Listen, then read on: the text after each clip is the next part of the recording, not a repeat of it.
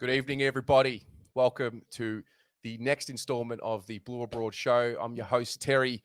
We are powered, as always, in the studio by our friend Shad from Assertive Media. And we thank him for his support throughout the year. And we look forward to seeing what magic we can do this year, Shad.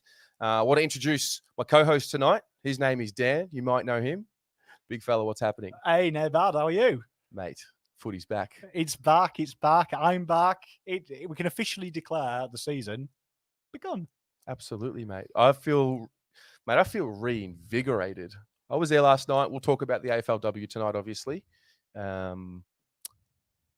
It's just good to see the club back again, right? It's good to do that. And also, yesterday's game was a tough one to watch. So it was nice to get the first remote control throw across the living room out of the way of 2021. That felt quite liberating, having to go out and buy a new bat for the remote this morning. It's good to be back. Absolutely, mate. Well, we're going to touch on the AFLW last night. We're going to do some more player previews with you guys at home. Very much an interactive exercise as we count down to the 2021 AFL season. But before we do any of that, Shad Daddy, let's roll it. What's going on? Fucking did it! Martin's been very impressive. Every single fucking point! I saw the count for it, and I thank you for the lap. Great sense of playing Glasgow. And there's a magic moment. Ball inside 50, control! He strikes it beautifully. He's got it. Okay, so Dan, let's begin. Mate, talk to me about your experience watching last night's game. Well, I mean, firstly, it was great to see football back. It was great to see our beloved girls back after, I would say, 2020's biggest travesty, and was then being deprived of that first place. Robbed, mate. Deprived. Like, you've got Donald Trump causing riots in America about robberies. That was the bigger robbery, right there. Was. But that being said, it was great to have them back. It was great to see AFLW back. It was great to see AFL as well take money.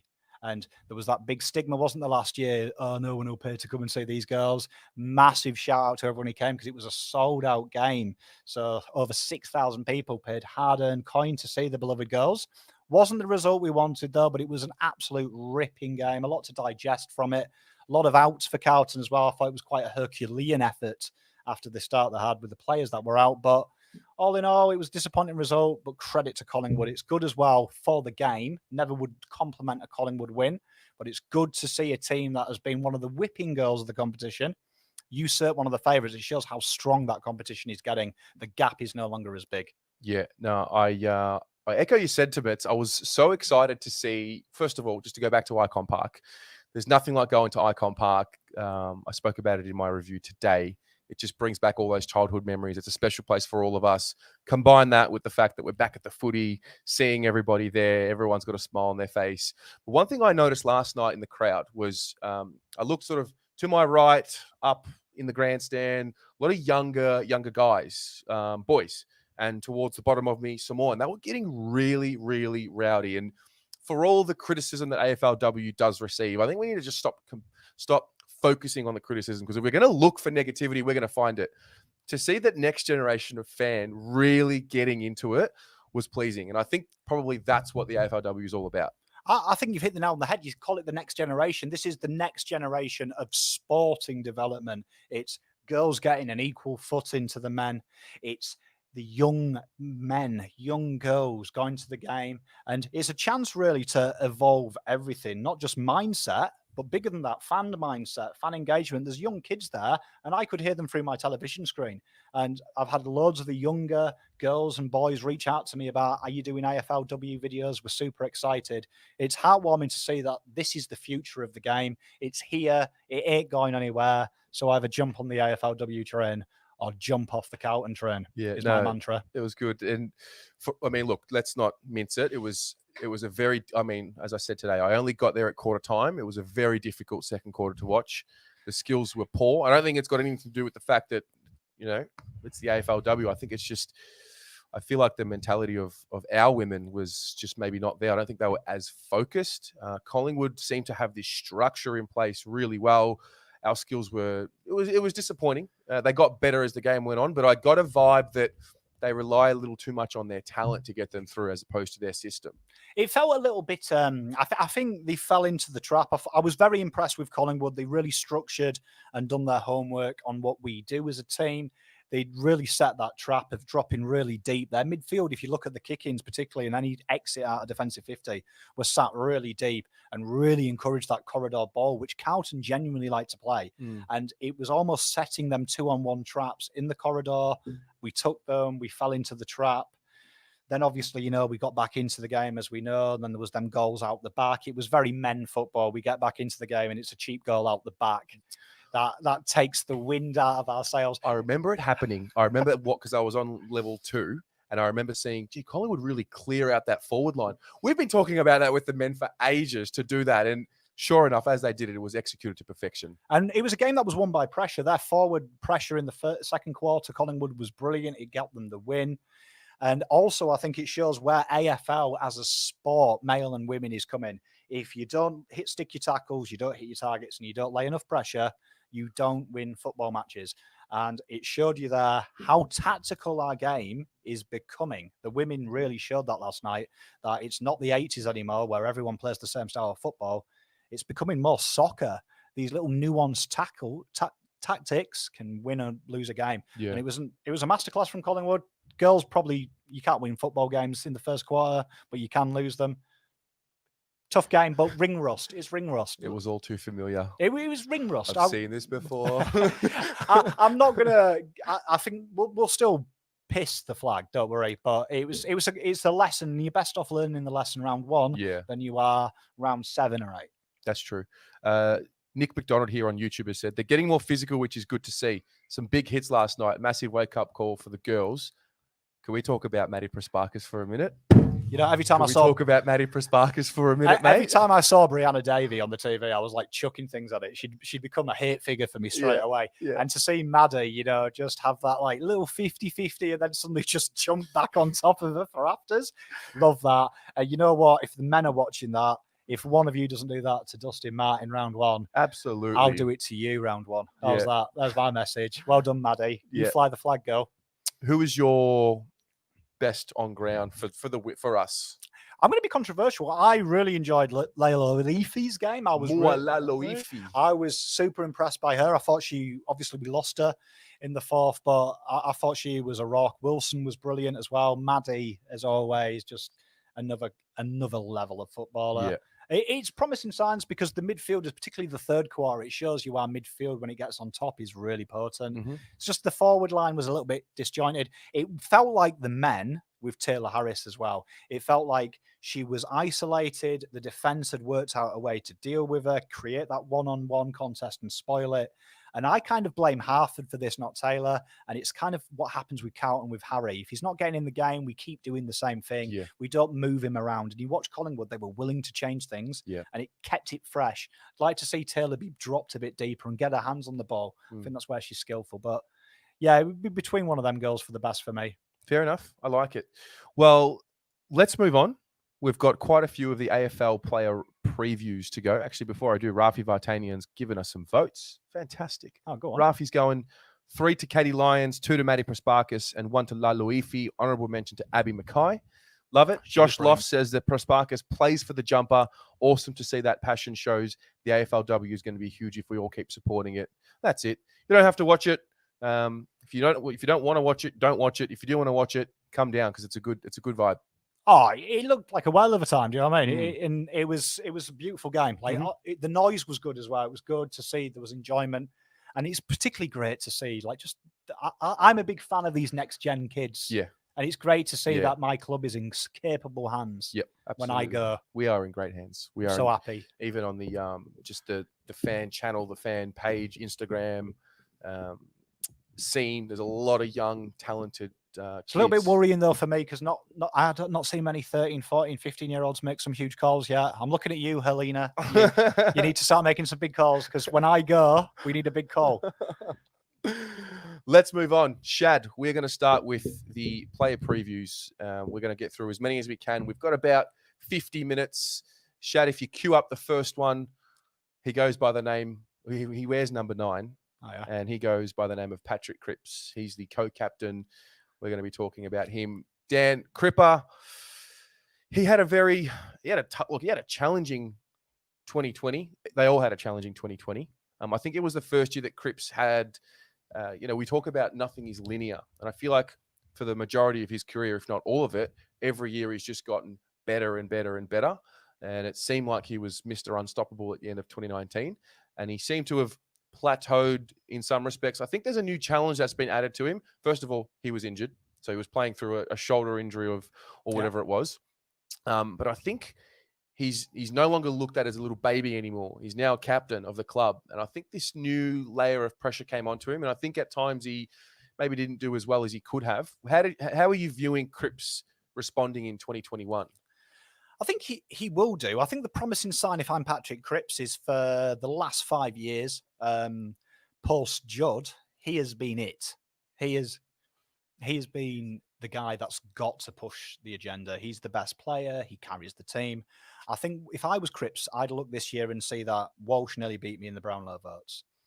Setterfield had record numbers for his inside work. Kerno, as always, I'm a class above the rest. So he's now got the people around him. And that is a big thing for him. So I think moving forward for Cripper, it's now putting that muscle back on like Russell has suggested he will do, and also having that help and using the help now. He's got the talent around him. Can we talk about that for a minute? I did appreciate Andrew Russell addressing the fact that we decided to take some weight off him last year and it didn't work. And we're going to put that strength back on him. I think, first of all, I don't think anyone really, I think we were hoping it was the right idea. Oh, we're going to turn him into more of a spreading type midfielder who can cover more ground. I feel like we get too caught up in trying to turn him into something he's not. I feel like with all midfielders, they get to the top of their game, then it's, well, can they go forward and kick goals now? And Dustin Martin's obviously done it. And now all of a sudden, Cripps is 6'4", so he's got Wayne Carey attributes. Maybe if he can go forward and kick 35, 40 goals in a year and still average his 25 touches. I'm not sure if that's media driven. I'm not sure if that's people, fans driven, but we never settle for what a player is. And I think Cripps is I personally think he's the best contested midfielder in the league. And I don't know why we tried to take him away from that, especially now that we've got Walsh, we've got Williams, who are line-breaking runners. He doesn't need to run as much or cover as much ground. He can feed it out to them. I think he's probably a victim of one or two things. I think one, he's a victim of how good he is. Okay. And how bad we've been. And we've been wanting a goal-kicking midfielder. So he's our best midfielder. Please be a goal-kicking midfielder. Right. And I think, too, he's also a victim of how midfielders are nowadays. All of them go up top and kick goals. Lockie Neal, Nat Fife. The list goes on. All these top players do that. But Cripper isn't a Neal and he isn't a Fife. He is a superstar at what he does.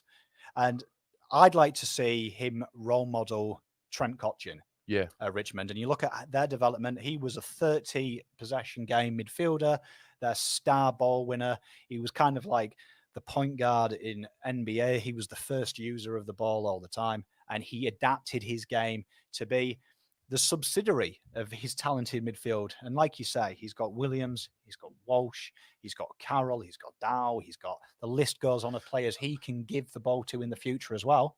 It's time, I think, now for Cripper to do what Cripper does best. Don't worry about keeping his career forever, because would you want him as a third tall for the rest of his career with his kicking?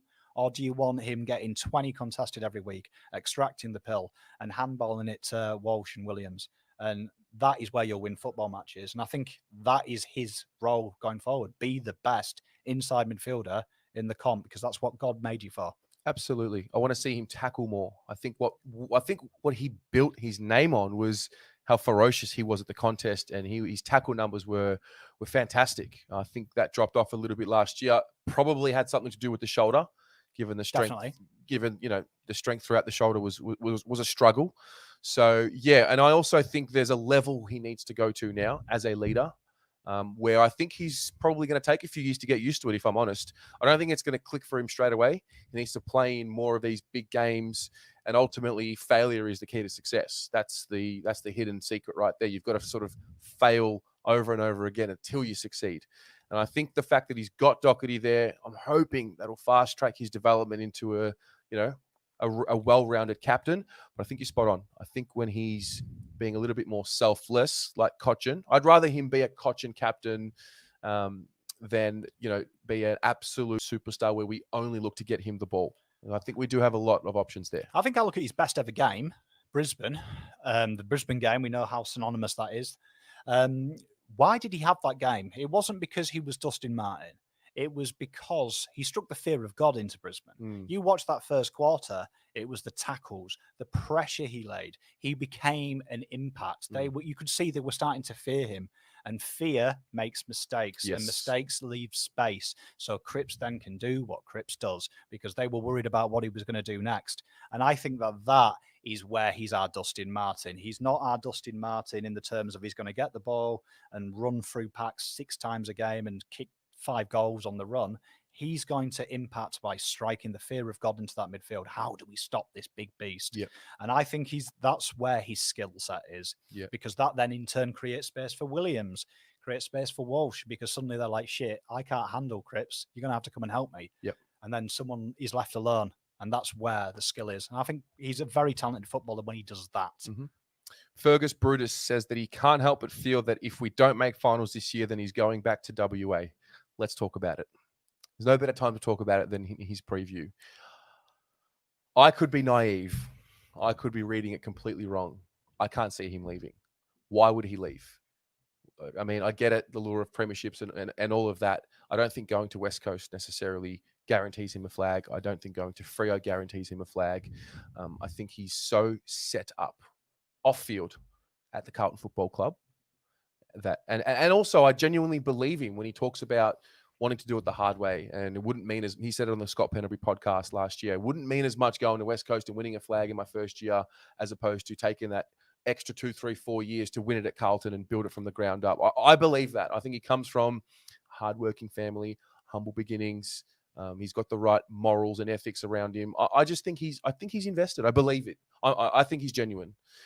Where are you with it? And you guys at home, where are you with the Cripps signing contract situation? Because the other thing to think about as well, if I'm his manager, of course I want to get the best deal for my client. Of course. AFL players get paid very well in terms of the Australian landscape, but in terms of world sport, it's peanuts. So where are you with the contract situation? I'm always caught between two places. You've got the 25 years of being a POM, that when a player stands up in front of you and says he loves the club and buys into it, and how could I leave this means he's just handed in a transfer request. and then I'm also stuck into the 10 years as an Australian and proud of it, that I believe what I hear and I take it at face value. I think that says to me what I was saying in 2018 when we used to do this show. And I used to say, you've got to sell the club on ifs, not realities. And I think he's bought into that. I think that is what I would be saying to Cripps from an established point of view. You want to be a legacy player and you want to have people talk about you when you die. You can have that at Carlton Football Club, because you will be the captain that leads this club back to the promised land. You will be the poster boy. They will sing songs about you in 20 years' time. There'll be bronze statues. He will never get that at West Coast. No. If he goes to West Coast, he'll just be another star amongst a host of stars. At Carlton, he'll be our first star. When we win a flag, say it's not this year, it's the year after, and Murphy's gone, he will be the poster boy of sticking through the fat. Yep. He's us.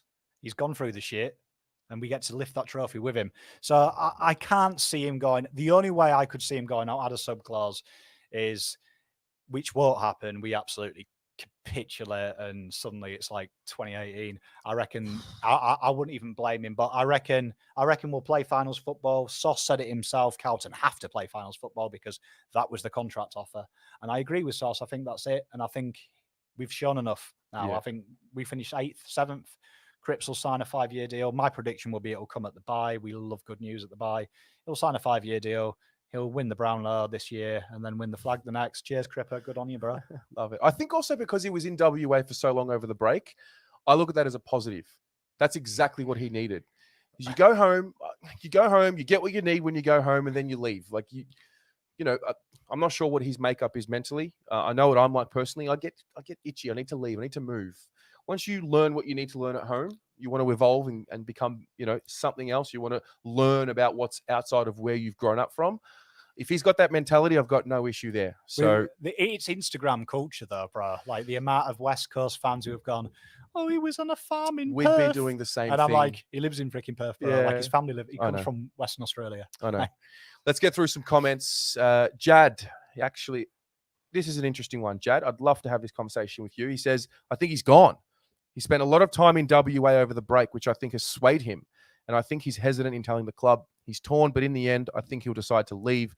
Other factors, including his partner as well. Fair enough, mate. Rocco says he should sign now. That shows true leadership. I agree. Get it out of the way early. I totally agree with that as well. I understand the selfish part of it, which I don't think selfish is a bad term. I think it's okay to be selfish because at the end of the day, you got to look out for your own best interests. That's especially when you're in this position in a league like this, where, again, we spoke about salaries relative to the global sporting landscape. So setting himself up there. Some dude on YouTube says, if he leaves, I'm going to cry for a week straight. Terry Mastoros says, I don't think he will leave. He bleeds navy blue. Rafi says he'll sign, maybe being kept as a BNF night announcement. Imagine that. Would be classic Cowan, though. It would. Because Imagine we that. love the media. We love pumping up something. Yeah. That's why I said bye. I just could see, we get a bit bored, don't we, during the bye? So, yeah, they just throw that out. Oh, by the way, Cripps signed. Yeah. Okay, so that's Patrick Cripps. We're looking forward to him having a good year in 2021. And we wish him all the best. And we will move on.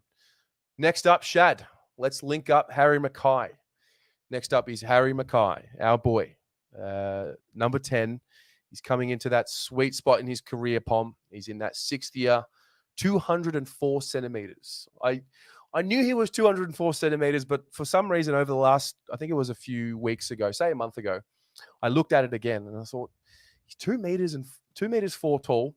He's the same height as the Big O from Brisbane, who moves in a completely different way than what Harry does. Yeah, Oscar McInerney moves like a giraffe. Yeah, like Darcy Moore, I think he's also 204. He might be 203, and he moves very agile for his size. And in Harry, it's just so important to get a great year from Harry. Over the course of his career, he averages 1.5 goals a game. So the averages are not that bad for how many games and he's played and his experience. It's just a matter of, can he play 22 games? Because really, we need him to lead this forward line, not just perform well and kick 35, 40 goals, but we kind of need to fast track this leadership aspect of him in a way. And I'm not sure how that's going to go this year, but what are you seeing this year? And you at home as well. What are you seeing this year from Harry McKay? I'd be expecting him to be aiming for the top 5 in the Coleman. Look at his last 8 games last year. He was goal a game better than anyone else in the AFL comp. So once he hit his straps, he was good. We saw how terrifying he was as well in them games when he was allowed to do what he does best, and that is to be left alone, good one-on-one contests, ball in front of him. When that happens, he's deadly. And once he hits it, he's a bit like Buddy Franklin in that aesthetic that he can go a couple of games without scoring, but then suddenly he finds the goals. And once he's in the goals, he's like any good forward, any good striker in soccer, he stays in them. So I want to see that. I want to see Carlton really look to give him the space. He's now going to have the crummers around him. He's got the midfield delivery. I expect this year's the year that we see Harry start to put the pressure on Lynch, put the pressure on Ben Brown, and say there's a new boy in town. Yeah. He's called Harry.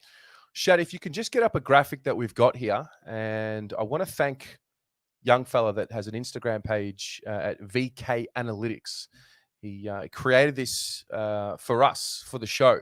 And what we've got here is we've got a look at where Harry kicked his goals and behinds from in 2020. I'm not sure if you can see this, Pom, but long story short, there is a bit of a pattern emerging. If you look to the right of the forward 50, right, you can see where a lot of his shots came from. And one thing I noticed with Harry in 2020 was for too many times he got the ball on the boundary line, far too many times. Now, I don't know if that's a midfield dysfunction or a forward line dysfunction, but this actually makes a lot of sense pursuant to his kicking style, kicking action, his wind up, I should say.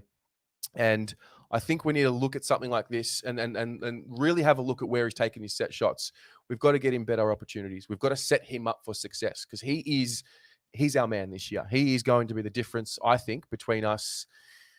I don't know if I'll say making finals and not making finals, but ultimately you need a spearhead, right?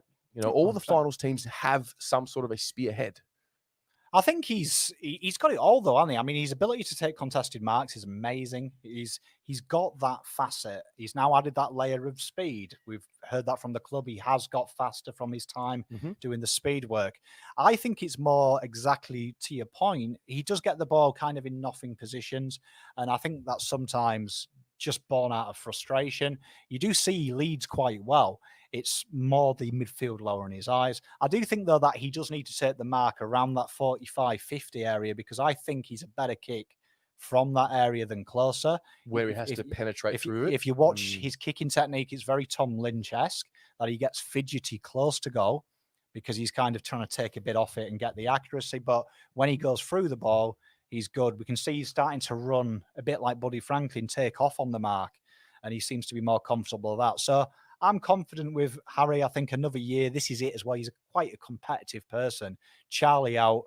This is the chance now to draw a line under Charlie and say, I'm the main event. Charlie's my second fiddle. Yeah. And it's all set up for him, and I'm confident. But also, again, very much like Cripps, also to the point of it's a contract year. He would be paid very well. But if he kicks 45 goals this year, let's just say best case scenario, 45, 50 goals. I'm really reaching here. Imagine the type of contract he can earn himself, which sets his whole life up because he's coming into that sweet spot now. Year 6, forward. He's got plenty of preseasons under his belt, plenty of experience now, a forward line that is actually tailored towards him. I just think we are set up to see Harry take the next step. 1.5 goals a game, you said it yourself, playing in some absolute garbage games and garbage seasons. He'll look in front of him now, I'd imagine, round one, when he's in the goal square, look ahead of him and say, shit, this midfield ain't bad. Yeah. Like Jack Martin's kicking me the ball. Yeah. Zach Williams is kicking me the ball. He'd be like, God, this is good. Yeah. And it's all about quick delivery. When we get the ball in there quick, he looks good. They've added it. If I was Harry, I would be super motivated. Contract year, best team I've played with ever. Yeah.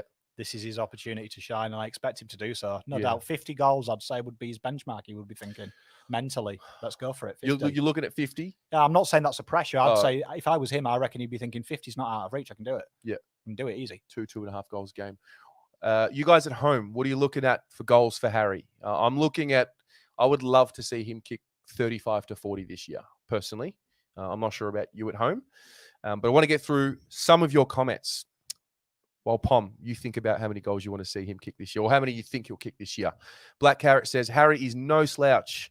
He is going to be a real handful for the opposition if he can get good delivery. Further to our point, Paddy Lilamo says, adding Williams and Saar to get that quick ball movement and better delivery is massive for Harry. Get it in long, quick, and deep one-on-one to him. That should see him have a dominant year. Debbie O'Connor says, H needs to be pretty much directly in front. Levi on the boundary, 50 out. Love that. Charlie anywhere. That's good there. We've got Bryce Riches who says we need deep inside 50 entries and him as the full forward. Would love to see him close to the square than pushing up the ground. I think with Charlie there was a different opinion amongst the broader fans where Charlie was looked at as playing him deep and Harry up the ground. Do you think we should play Harry deeper now? Is that based on the situation that we're in? I think in game, I'd like to see him start centre half forward, but I'd like to see the forward line clear out. Like you look at Adelaide, it worked a lot when he was one-on-one isolated. Few can match up with him. It creates opportunities for Durden, Betts, because they're going to be around his feet if he spoils it. But I mean, to me, I'd always have him at centre half forward. I think McGovern and Casbolt, I'd rather have them just in front. I'd rather him getting his hands on the ball early because he has kicked them 50-metre goals. We've seen it. And I feel more confident when he's kicking through the ball, but he's good enough to play anywhere, I'd say. He's H in the forward line. I like this one from Rocco. Nothing less than 2 goals a game is expected. It's really as simple as that. Rocco setting the benchmark, bro. No, he's right. I'm not. 2 a game. Kick 2 goals a game. The main forward where we're kicking, pretty much, I feel like with the midfielder in the team, when we're moving forward, he's always going to be the first option, as in, where's Harry? And then if he's not available, then we look to Mitch. And so purely based on that, he's going to get the supply. So I'm excited. I think this is Harry's year.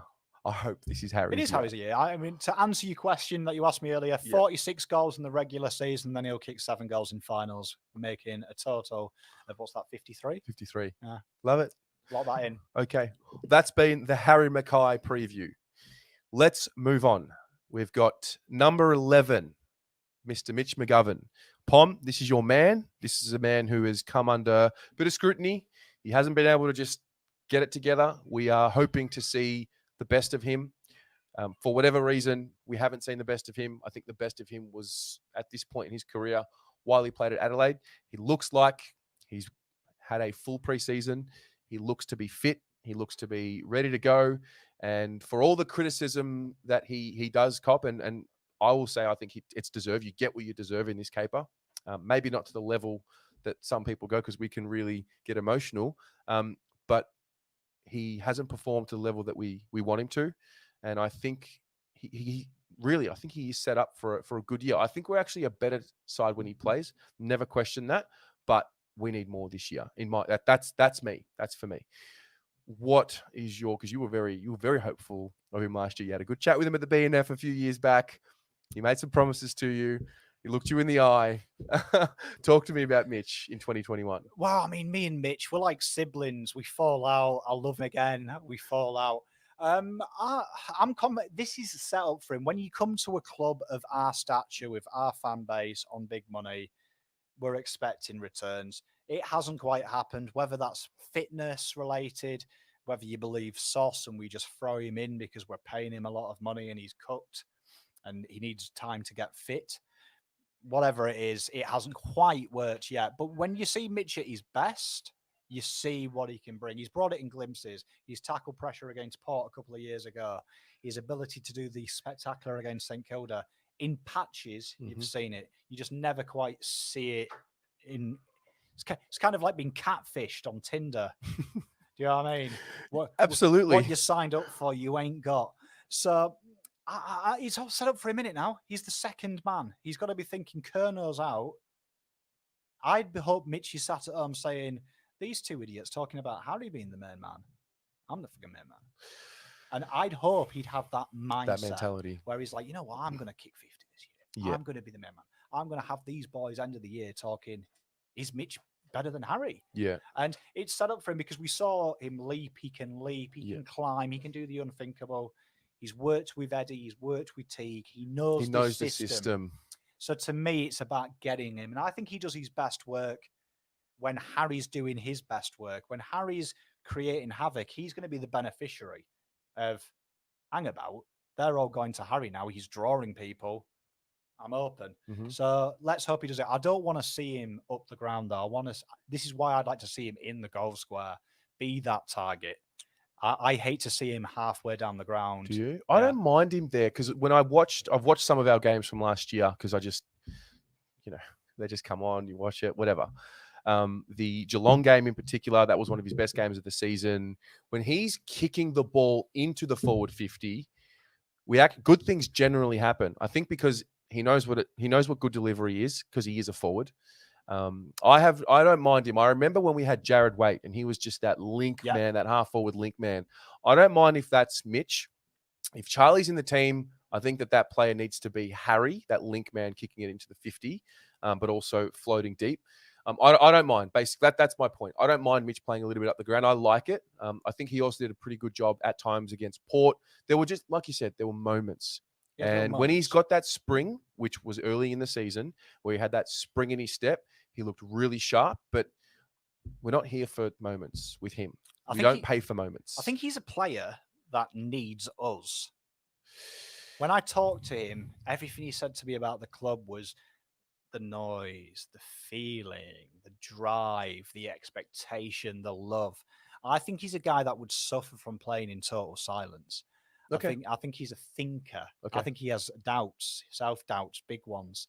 And I think hearing us cheer his name, scream when he gets to the top of the back is the kind of thing that would spur him on to greatness. So with Mitch, I think we come too deep. I've watched all the swings this year and you see Harry and Mitch, they're like oscillating halfway in the midfield and I hate it. I want someone out there to cause a little bit of pressure. And I think Mitch is that guy because he does willing to throw his weight around. And I think this year is the year for Mitch. This is the year that he makes believers out of us. And we have cases in our club where players who were hated suddenly become fan favourites. Look at Levi, look at Jones, players that were much maligned. We fell back in love with you. Because we want to love our players. It's not like we want to lash out at our players. We want them to do well, but they've got to do it, you know? And for me, when I watch Mitch play, it's got to be 2 goals a game. That's what we're paying for. That's what he was brought to the club for, is to be that mature head in the forward line until Harry and Charlie grew up and they could really lead the club forward. Harry's still 23. Mitch is 26. I feel like Mitch is really the senior head in that forward line, and you know, together with Levi and whatnot. And I still look at him as a guy that should be looking at 2 goals a game. However, I feel like I'm forced to lower my expectations now, so I don't put too much pressure on him. You know, and I don't want to get into that mentality. It's like, no, pressure on him. Mitch is good enough. I really do believe he's good enough to kick 2 goals a game, because when he's at his best, he is doing that. So it's just hard. What makes you a believer in 2021? And you at home, what makes you a believer in 21? What does he need to do for you to say, okay, this is the Mitch that we paid for? What does that look like for you?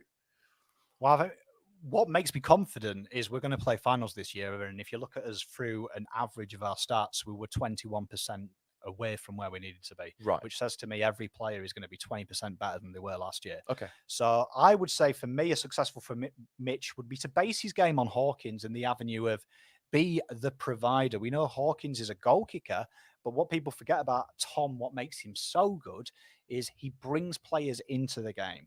Quite often he looks for the next best kick. He's the best goal provider in the comp. I want to see him 30 goals plus. Okay. But I want to see whatever he kicks in goals, he beats in assists. I want to be able to say at the end of the next year, he could have had 60 if he was selfish, but he gave 20 to Jack. He gave 20 to Harry. I want to see him be the facilitator. And that's where, kind of what you said, the link man, I want to see him be that facilitator, be the team man, because I think he's got it in him. I think he is a threat, and he's going to be that kind of guy that the day that Harry's locked down, that's where he kicks for. Okay. The other notion about Mitch, we'll obviously ask you at home, and I'm seeing some comments here, is him as a defender. I speak about this with my housemate often. He tells me, Mitch is look at his brother. Mitch is a defender. And I say, well, just because Jeremy's a defender doesn't mean that Mitch is a defender.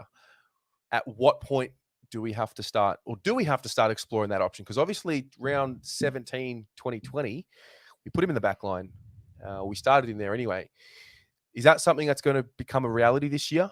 Or is that something we never have to look at? Well, they go back to that game that he played, that one game he played against North for Adelaide, where he did towel up the forward line, who had the most wasteful inside 50s in the comp at the time. I mean, also in year 10, I scored 143 and took 6 wickets. So, I mean, I could also bat for Australia at number 3 and be the spinner.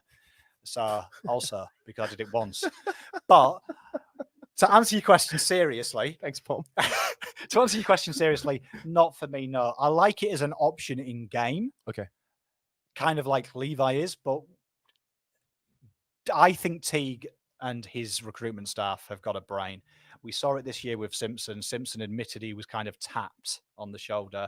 And what did they do? They were like, right, none of the kids are going to be a good small defender.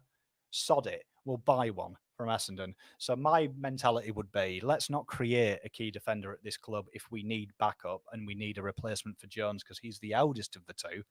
Go out and buy it. If these kids aren't willing to show it, buy it. Let's not make one. Mitch's skill set, just because his brother is a key defender, 2 different players. Go and watch Jeremy play. Jeremy's the only thing they've else. got in common is the surname and the fact they both like a pasty after the game. Different skill sets altogether. Different skill sets whatsoever. Yeah, he's the fastest player in our forward line. Mitch is. Yeah, let's highlight that. Say that again. Mitch McGovern is the fastest player in the our forward line. Absolute grease lightning, he is. Yeah. So that's where his skill set is, his ability to lead, his impact. He can take the ball deep inside 50 and hit a target. Wasn't his top speed last year? It was like 33.4 kilometers. That was the top speed that anyone had reached in the team. He is the perfect mole security cop because in 10 meters, he will catch Usain Bolt in the first 10 meters. He's quick. And I like him. You've got to look at that Adelaide game where he kicked, 45 in a year when Eddie went mental as well. Mm-hmm. Look at what he did there. That's where we need him. And they had a lot of injuries. And that year, to their other key forwards, their Jacobs and players like that. And he had to play the second for a lot of that year. So we know he can play second tall. And it's now his opportunity. So give him that opportunity. And he did well at facilitating. And the goals came on the back of he facilitated so well. The key forward drew two people and he was left alone with the outnumber. Yeah. That's where he is. Okay. Let's get some of your comments. Rocco says, forget about being a star. How about he does the basic? Contribute. How about he starts there? Bryce Riches says, all we want from Mitch is effort and consistency. He doesn't have to be flashy. Dominic believes it's all in his head. I think he needs a confidence injection, maybe a spell on the back line. Alexander says, being put in the back line won't give him confidence in being an attacking tall forward. I'm with that. I know that we're sort of in two different minds as fans. Some people genuinely believe he is a defender. Stephen, for example, says that Mitch could be our quarterback. He has elite delivery by foot. That he does. Arda says he has talent. He needs to be more aggressive and get more involved in games and work harder. It's the common comment about Mitch McGovern that I see personally from fans. It's all about effort. It's all about that application. And that's what we want to see. That's what it's all about. So that's been Mitch McGovern. I hope at the end of 21, we're saying, oh, okay, it wasn't so bad of an investment. I really do. I really think he's got what we need. I think it's important as well. Start this year. My mindset, we know I'm the most critical and we know I'm the big expectation boy. Every bloke gets a fresh, clean piece of paper. This is a new year, new start. Yep. So, Mitch, if you're watching, go kill it, big fella. I got your back, bro, until round 3. Love it. So that's been Mitch McGovern. Shad. Next up, we have Tom de Koning. Tom de Koning, number 12, 21 years old, Pom. He's a pup. He's a bub. 21 years old, 203.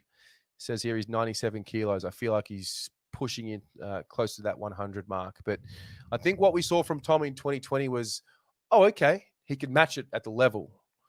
I think we're asking him to go up another level in 21 and not only match it, but start dominating. Is he ready for that? 100%. Yeah? 100%. Best footage I've seen in all preseason. You know, Carlton Media, they give you crappy little TikToks and soppy little musical numbers. What I'm about is TDK ramming the head of Pernette into the ground because, okay, it's brutal, Absolutely. but he's training with intensity. Yeah. That's what I want. I want to see him do that to Nankervis, just rip him out of a contest and be like, you know what, I'm here now. And I see a lot Tim English in TDK, the ability that he can go forward and impact.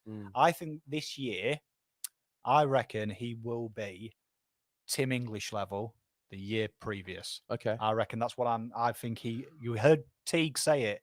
There's one ruck spot in my team and Levi will do the rest and the forward will do the rest.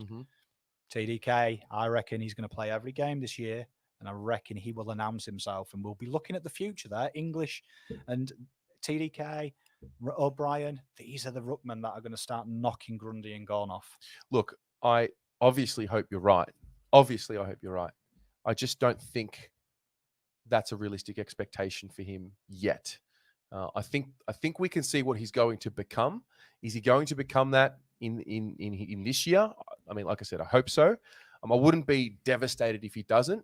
But ultimately, we need a little bit more, not just from TDK, but from Pitnet as well. But generally, the ruck position, we need stability, in my opinion. I think we need to be able to play proactive rather than reactive. If we've got TDK in 1 week and then, 3 weeks later, Pitnet's in, and then we've got to get used to how he taps the ball. I think that's where we got a little unstuck last year. We weren't able to play proactively in the midfield. We had to just hope that we could halve a contest or just be competitive in the ruck. I think once we can start getting that to a level where we're confident we're going to win the ruck tap, I think that's where our midfield goes to a next level and we don't get caught flat-footed. Can Tom do that this year? I think he can. I don't know if he can be at that top level 22 games, because the reality is there are a lot of great ruckmen in this league and you've got to give them the respect that they deserve. I think we're going to see more layers to the patches that we saw of Tom last year. I mean, you look at that Sydney game where we won by a kick, the Matt Cottrell game winner, TDK's fourth quarter. If you haven't watched that, go back and watch it. Like, it was like, this kid wants it. To quote a great man, Rocco, get the ball. You got to want to get it. And I think we see that in Tom, and we hope that he can do that for 20 games. I don't think we have to put rappers on TDK. I don't. I think he showed enough last year. I think if you look at 2019 Tim English, there was times where he got dominated. Mm-hmm. But my expectation is 29 Tim English for him. It is play the games because we've got Pitternet. So if you come against a Max Gorn, I'm quite happy, and I'm sure Teague, he's a very clever man. He will play Pitternet and TDK, and people have had success against Gorn playing a body ruckman, then giving him agile. Nick Natanui, another guy that you can beat with the two ruckman strategy, because he's these two ruckmen, if you watch them, they're rhythm ruckmen. They get used to the way you jump, they get used to what you do, and eventually they tire you down. But TDK, he's agile, he's quick, he's very good aerially, he's got a high leap. He leaped, if you go back against the West Coast game, you actually see him nearly leaps over Natanui. Yeah, there was certain contests where he actually did. He's so high. Yeah. So these are strings that we need to utilize, and TDK can also play in the forward line, and he's been quite successful about it. He's an awkward customer. So I don't see why you can't play every game, because you just drop Casbolt, you just drop McGovern, and you say, Pitternet, you come in and you rest in the forward line, and we've got our three tolls back. So I'm confident with him, but my expectation is look at 2019 Tim English year, where Tim English started to impact, started to get the responsibility. Might have lost quite a few ruck contests he did, but he kept going. And that's where, to me, I think he's going to grow as a human being. Okay. But he looks big. He looks big. He's ready. He's ready? He's ready, man. I'm excited. Let's see what you guys at home have to say. Arda on Facebook says he has talent. He needs to be more aggressive and get more involved in games and work a little harder. Jeremy says he just needs to take his marks in the forward line. Stephen believes that TDK is more nimble than English. Alexander says that TDK is a lot bigger than English. He can tap very well, but needs to work on the small errors he makes and that we saw last season. Brandon Hamilton says his vertical leap is insane. He gives us a massive advantage, especially in center bounces with clearances. I hope he gets stronger and can compete in the ground, compete in the around the ground stoppages, as he was getting beaten too easily in those ruck contests. A lot of love here. A lot of love. Very good football. Thomas believes that we should have given TDK the number 8 to, I don't know. I think we just want to, I don't mind the 12. I think it looks good on him.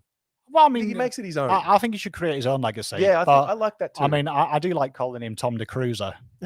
Hey. Because he is going to be our next 10-year ruckman. Well, imagine he has the endeavor that Matthew Cruiser had with his athleticism. I thought he learned well. I think if you look as well throughout his games this year, just gone, towards the end of the year, his second and third and fourth efforts were off the chain, man. So he's learning them things. Yeah. That's been Tom de Koning. Let's move on. Number 13, a player who we haven't seen a lot of, young Liam Stocker. You think he's been in the system for quite a few years now, which he has, but the reality is he's 21 years old. He's still quite young. However, he's a midfielder, and we did invest heavily to get him to the club. We took a punt. I love him. I love what he's about. I think I love the idea of him. We don't know what happened in 2020. All we know is that he had to come home for family or personal reasons. And, as soon as you hear something like that, you just want to obviously wish him all the best and wish his family all the best. And you hope that everything is okay. I'm assuming now that he's back with the group, he's training. I see him in the footage. So I can only assume we can now expect him to be in the mix. It's like a hidden gem. It's like he could be something really big for us this year, or there could be a little bit more shadows and darkness and unknowns with him. He's a mystery box. Actually, that's perfect. He's a mystery box. What are you thinking with stocks this year? Well, I mean, he's my wife's favourite person to watch on Instagram with his six-pack. I mean, that Oh is my that is God. obscene, man. Jeez, Like, the conditioning. Liam, if you watch it, please stop taking pictures, bro. But I mean, he's ready-made. To me, he's the natural Ed Colonel replacement. I said it when we drafted him. He's got it all. He's a mongrel. He's a contest tackle. He's a little asshole, man. Yeah, he's an Love insider it. specialist. He's got something that Ed Colonel hasn't got. He's naturally wonderful at delivering the ball by foot. He can hit targets. He can take risky kicks on. He has X-factor vision. That's something that Ed brought into his game, but he didn't have natively. Obviously, the opposite of Ed, not an endurance specialist. And it's something you see he's worked hard on. He's worked incredibly hard on. I'm not buying that anymore because for me, 2020, I think he's ready. all he must have done was run. That's all he must have done. He must have done a preseason while the season was going ahead. So it was a preseason for 2021. I'm not buying the endurance anymore.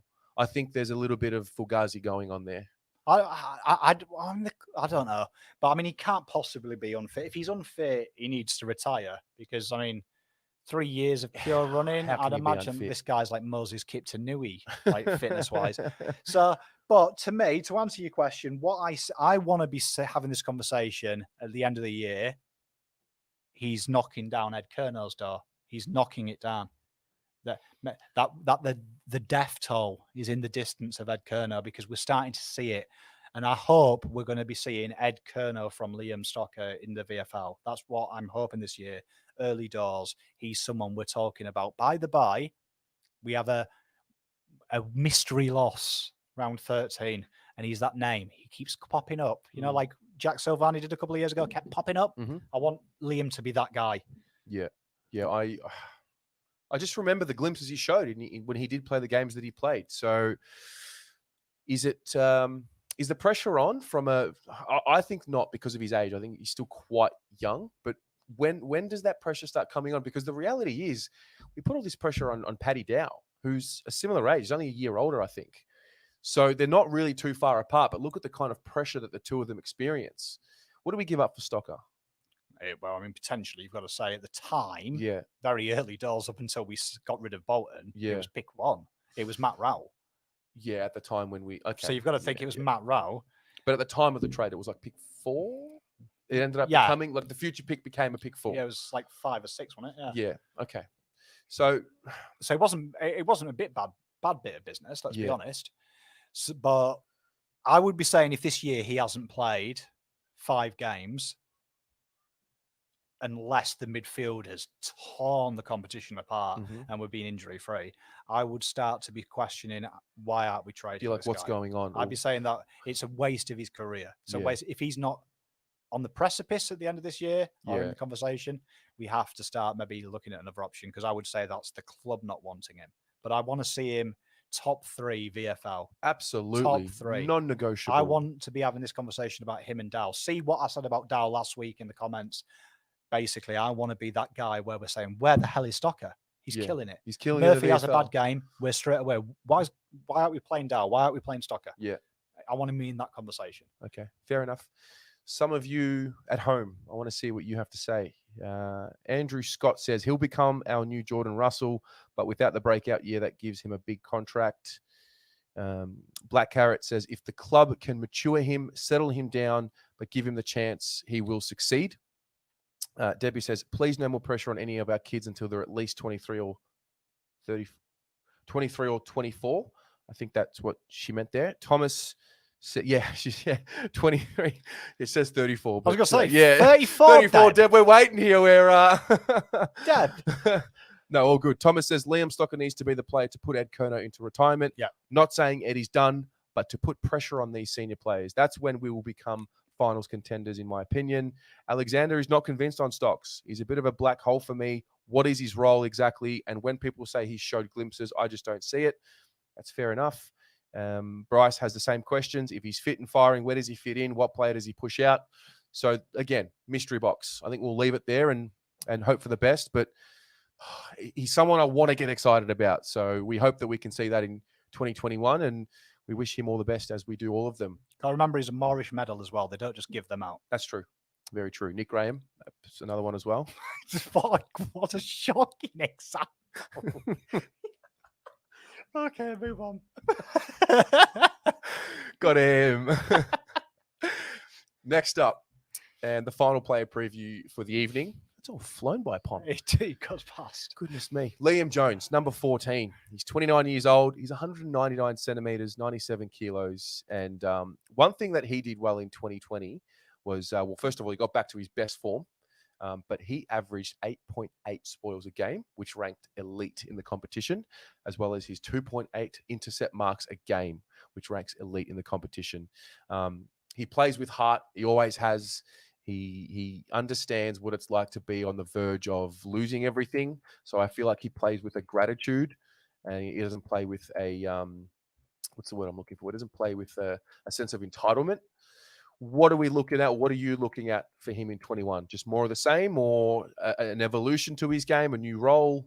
Well, I mean, throughout human history, double acts have been a big thing. Laurel, Hardy, Papa Smurf, Smurfette, you, me. Some iconic Bananas in pajamas. bananas sometimes, yeah, B1 and B2. There's been some iconic two people partnerships, but to me, Jones and Wheaterin, they're just salivating out. They just work so well. You've got the reliability of Wheaterin. Jones adds that, he's willing to play loose and do the risk, high reward, knowing Wheaters is there as a rock. Potentially, this is the best key pairing in the back line in the AFL. You've got speed, you've got nous. I think Jones, more of the same. Do what you do. We've started to see Wheaterin as he's matured and evolved. He can cover Jones when he suddenly plays loose. We've also started to see Lockie Plowman play that third tall role, and he's willing to drop back and take the other big guy so Jones can go out and do his thing. Because Jones, he's at his best when he's attacking the footy. There's a few times last year where I think T got it wrong and he put him on the wrong man. Looking at the Port game. Oh my God. Looking at the Port Adelaide game, where that was a matchup made in disaster, because if you play loose on Charlie Dixon and he gets involved, it's game over.